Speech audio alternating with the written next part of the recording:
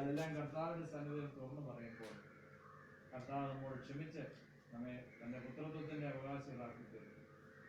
മുടിയനായ പുത്രൻ തന്റെ പിതാവിന്റെ ഭവനത്തിലേക്ക് വന്നപ്പോൾ അവൻ ഏറ്റു പറഞ്ഞു, അപ്പ ഞാൻ നിന്നോടും സ്വർഗത്തോടും പാപം ചെയ്യണമേ, പാപം ചെയ്ത് ഞാൻ പുത്രതെല്ലാം നഷ്ടപ്പെടുത്തി ഞാൻ ഒന്നും അല്ലാത്തനായി തീർന്നിരിക്കും. എന്നെ ഒരു ദാസനെ പോലെ കണ്ടാൽ മതി, പുത്രന്റെ അവകാശമൊന്നും വേണം. കരുണയുള്ള പിതാവ് അവനെ മാറോടണിച്ച്, നീ എന്റെ മകൻ തന്നെയാണ്, നീ ദാസനല്ല, നീ എന്റെ മകൻ തന്നെയാണ്, എന്റെ പുത്രത്വത്തിന്റെ അവകാശം എല്ലാം ചെയ്യുക. എന്താ പ്രിയപ്പെട്ടവരെ, നമുക്ക് ദൈവത്തിന്റെ അടുത്ത് വരാം, കുറവുകളിലേക്ക് പറയാം. അനുഭവിച്ചേറ്റ് പറയുമ്പോൾ സ്വീകരിക്കുന്ന ദൈവം കർത്താവ് നമ്മൾ ഓരോരുത്തരെ മാനിച്ച് അനുഗ്രഹിക്കും.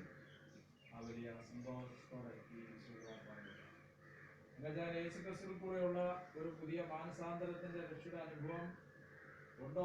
ഉണ്ട്. സ്തോത്രം. ആ വലിയ പ്രത്യാശ ഉറപ്പുണ്ടല്ലോ. കർത്താവ് പാപങ്ങൾ ക്ഷമിച്ചിരിക്കുന്നു എന്നുള്ള അതിനായിട്ട് ഇപ്പോൾ നമുക്ക് ഒരു പാട്ടിന് ശേഷം ഉപസാര പ്രാർത്ഥന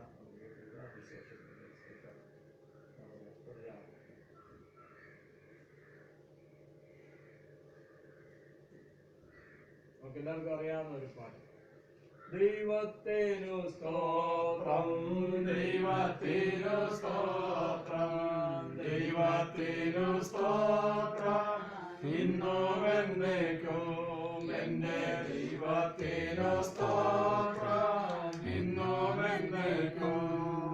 കാൽവരി മലയിൽ ക്രൂശിൽ മരിച്ചോരു, കാൽവരി മലയിൽ ക്രൂശിൽ മരിച്ചോരു രക്ഷകനു സ്തോത്രം, ഇന്നും എന്നേക്കും.